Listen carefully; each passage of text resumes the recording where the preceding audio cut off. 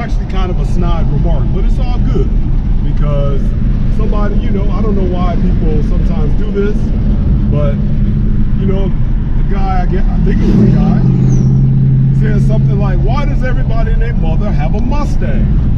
Well, you know, first of all, just to kind of tell you young millennials and stuff like that, y'all gotta stop pocket watching people. I mean, let a man have what he gonna have. That's kind of like stuff that a woman does. Like, oh, why is she wearing orange shoes the way I'm wearing orange shoes? But, you know, that's a pro tip, especially if y'all don't have a daddy at home. But anyway, I do want to break down why did I get a Mustang. Now, it's been in my goal sheet for many years that at my next point in life, I wanted to get a Mustang. So I have had actually 4, but it didn't happen as kids and things were in the house, and you know, with 6 of us living in a 900 square foot house, that wasn't fun. So having the funds to get a car running, well, that wasn't gonna happen.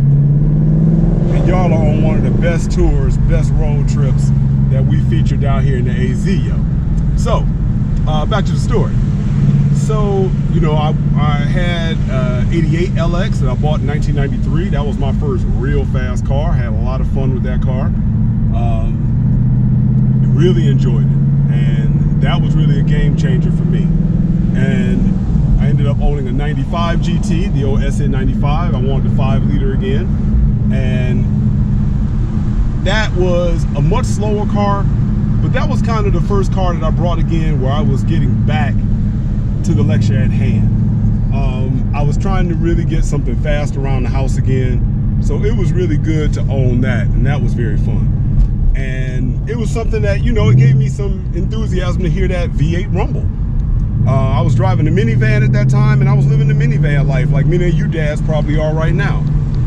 And then the opportunity came to get this one. So wanting to rebuild in life, wanting to, you know, start my journey back into, as Greg Adams would call it, the free agent lifestyle.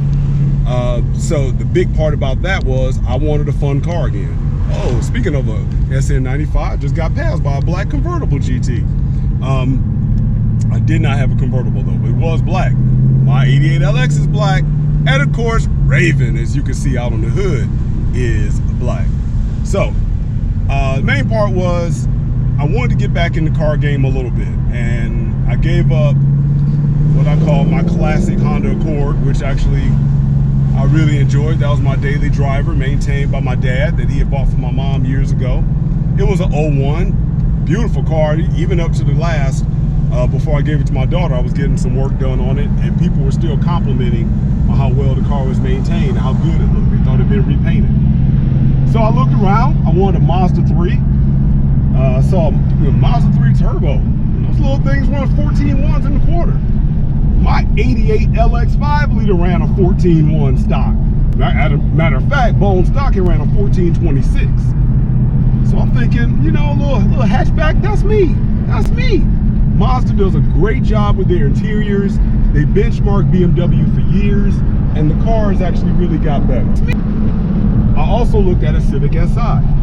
Now, as you know, if you watched other videos on my channel, I have the Prelude, my 2000 Prelude, 2.3-liter Japanese domestic market engine.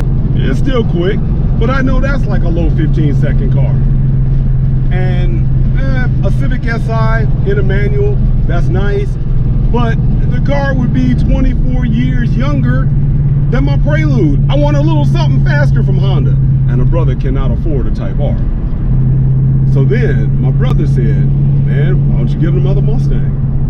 And I think he was right, because what I started thinking about is that if I am starting from ground zero in this second part of my life, then I might as well cash in and go all in.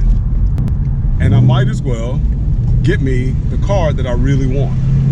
And thankfully, he was willing to sell his. So that's why I got a Mustang.